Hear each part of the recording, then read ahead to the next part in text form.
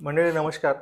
आपला आजचा विषय येतो म्हणजे ऑक्टोबर महिन्यामध्ये अशी कोणती पिकं लागवड केली पाहिजे, की त्यांना येणाऱ्या काळामध्ये चांगला बाजारभाव भेटेल आणि सोबतच उत्पादन जे आहे ते चांगल्या पद्धतीने निघेल. पिकाचं नुकसान होणार नाही आणि शेतकरी जे आहे ते फायद्यात राहील. तर अशी काही पिकं आपण शोधून काढलेले आहेत. त्याचं एक ॲनालिसिस केलेलं आहे. शेतकऱ्यांची पण काही मतं घेतलेली आहेत आणि त्यानंतर जे आहे ते व्हिडिओ तुमच्यासमोर घेऊन आलेले. तर सगळ्यात पहिले जी पीक आहे तो म्हणजे गाजर. तर गाजर पिकाची जर लागवड आपण ऑक्टोबर महिन्यामध्ये केली तर त्याची काढणी जी आहे ते डिसेंबरच्या शेवटला ते जानेवारीमध्ये येणार आहे. आणि तुम्ही ओव्हरऑल जर विचार केला किंवा जे गाजर लागवड करणारे शेतकरी आहेत त्यांना जर तुम्ही विचारलं तर तुम्हाला लक्षात येईल की त्या कालावधीमध्ये जे आहे ते गाजराला सर्वात चांगला भाव असतो वर्षभरामध्ये. तर तुम्ही ऑक्टोबर महिन्यामध्ये गाजर पिकाची लागवड करायला पाहिजे. त्याच्यामध्ये जे वेगवेगळे वाणं येतात त्याच्यामध्ये सर्वात उत्कृष्ट वाणाबद्दल जर सांगायचं झालं तर देशी रेड आहे किंवा सुपर रेड आहे संगोर कंपनीचं, मैको कंपनीचं किंवा मैको कंपनीचं गाजर 404 म्हणून पण येतं. तर तुम्ही त्याची लागवड करून जे आहे ते चांगल्या पद्धतीचं उत्पादन मिळवू शकता. त्यानंतर 2 नंबरचं जे पीक आहे ते म्हणजे बीट. तर बीट पिकाची लागवड करून सुद्धा चांगले पैसे होतात. तर त्याच्यामध्ये जे आहे ते वाणाबद्दल सांगायचं झालं मुख्य वाण, त्याच्यामध्ये ॲडव्हान्टा कंपनीचा लालिमा आहे. त्यानंतर सकाडा कंपनीचं जे रेड ॲश येतं, तर त्याची व्हरायटी पण चांगली आहे. तर तुम्ही त्या वाणाचं सुद्धा निवड करू शकता. त्यानंतर तिसरं जे पीक आहे ते म्हणजे कांदा. तर सध्या मेजॉरिटी ठिकाणी जे आहे ते शेतकऱ्याची कांदा लागवड बऱ्यापैकी चालू झालेली आहे.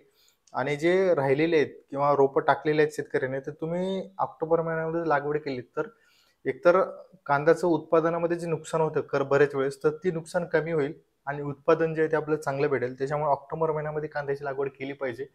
तर सध्या जे वाण आहेत या कालावधीमध्ये लागवडीचे, त्याच्यामध्ये पुणे फुरसुंगी आहे किंवा भीमा आहे किंवा प्रेरणा आहे. हे वेगवेगळ्या कंपनीचे वेगवेगळ्या नावाने येतात. त्याच्यामध्ये तुम्ही येलोरा आहे, पंचगंगा आहे किंवा कलश आहे किंवा जिंदल आहे. तर हे जे किंवा योगीराज सीड पण एक कंपनी आहे. तर ह्या ज्या कंपन्या आहेत, या कंपन्यांपैकी तुम्ही कोणत्याही कंपनीचं जे आहे ते कांद्याचं वाण तुम्ही निवडू शकता. तुम्हाला जेणेकरून उत्पादन जे आहे ते चांगलं भेटेल. त्यानंतरचं जे पीक आहे ते म्हणजे मुळा. तर मुळ्यामध्ये जे आहे ते सिजेंटा कंपनीचं आयव्हरी व्हाईट आहे किंवा मैको कंपनीचं R33 आहे. तर तुम्ही हे वाणं लावू शकता. त्यानंतरचं जे पीक आहे ते म्हणजे सध्या वाटाणा. तर वाटाण्याची लागवड जी आहे ते बऱ्यापैकी मोठ्या प्रमाणामध्ये मध्य प्रदेश आहे किंवा हिमाचल प्रदेश आहे त्या पट्ट्यामध्ये तर होतेच. गुजरातमध्ये पण बऱ्यापैकी वाटाण्याची लागवड केली जाते आणि आता महाराष्ट्रामध्ये सुद्धा येते. दिवसेंदिवस वाटाण्याची लागवड हिवाळ्यामध्ये वाढत चाललेली आहे आणि त्याचं कारण म्हणजे भाव चांगला भेटतोय, उत्पादन पण चांगलं भेटतंय. तर त्या उद्देशाने तुम्ही वाटाण्याची लागवड करू शकता ऑक्टोबर महिन्यामध्ये. तर त्यासाठी आपण जे वाण आहे ते अडोंडा कंपनीचं GS10 नावाने जे येतं 10 नंबर. तर तुम्ही त्या वाणाची निवड करून चांगलं उत्पादन मिळवू शकता. त्यानंतरचं जे पीक आहे ते म्हणजे अ, लसण लागवड. आपण जे पारंपरिक लसणाची लागवड जे करतो घरी खाण्यापुरतं, ते तर आहेच. पण त्याच्या व्यतिरिक्त पण आता मार्केटमध्ये कमर्शियल वाहनं आलेली आहेत.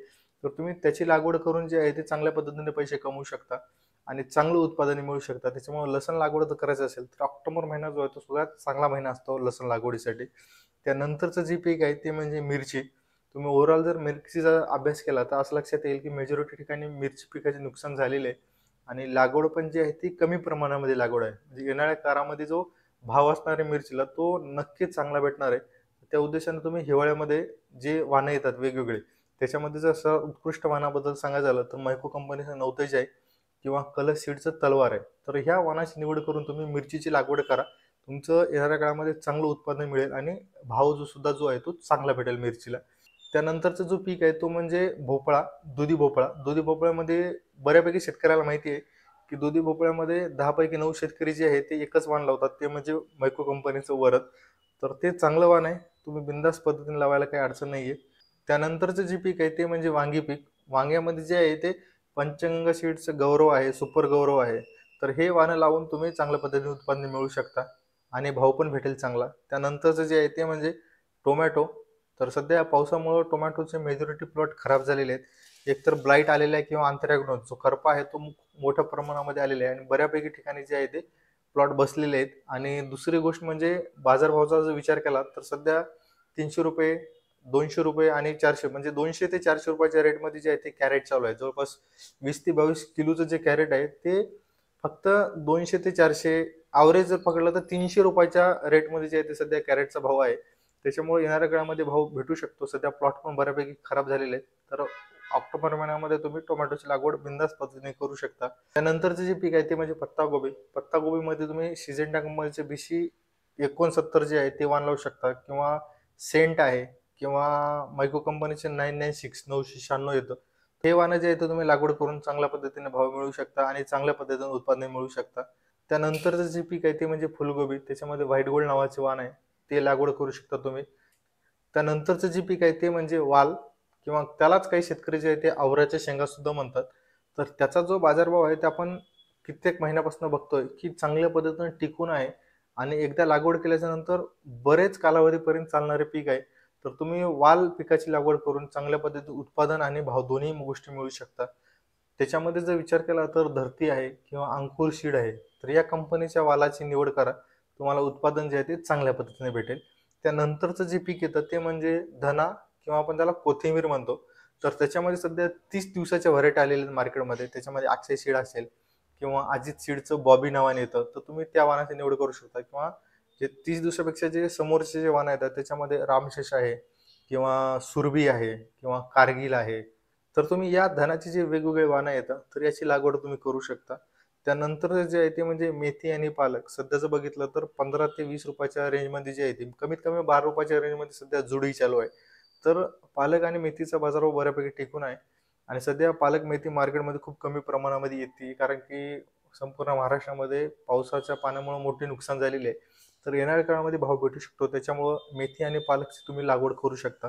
त्यानंतर शेवटचं पण महत्त्वाचं जे पीक आहे ते म्हणजे भेंडी. तर तुम्ही जी भेंडी लागवड करणाऱ्या शेतकऱ्यासोबत आपण चर्चा केली तर तुम्हाला लक्षात येईल की भेंडीचं उत्पादन जे आहे ते वर्षभरामध्ये सगळ्यात कमी कधी असतं, तर ते सप्टेंबर महिना ते फेब्रुवारी महिन्यामध्ये असतं. आणि त्याचं कारण असं की ज्यावेळेस थंडी जास्त पडते त्यावेळेस भेंडीचं उत्पादन कमी निघतं. त्यासाठी जे नेहमी भेंडी लागवड करणारे शेतकरी येतात त्यांचंच उत्पादन बऱ्यापैकी येतं, पण जे नवीन लागवड करणारे शेतकरी येतात त्यांचं उत्पादन कुठंतरी कमी येतं, कारण की मॅनेजमेंटमध्ये आपण फिसकतो. तर मॅनेजमेंट कसं करायला पाहिजे त्याचा पण आपण सविस्तर पद्धतीने आपल्या चॅनलला व्हिडिओ दिलेलेच आहे, तर तुम्ही तिथे जाऊन बघू शकता मॅनेजमेंट कसं करायला पाहिजे भेंडीचं.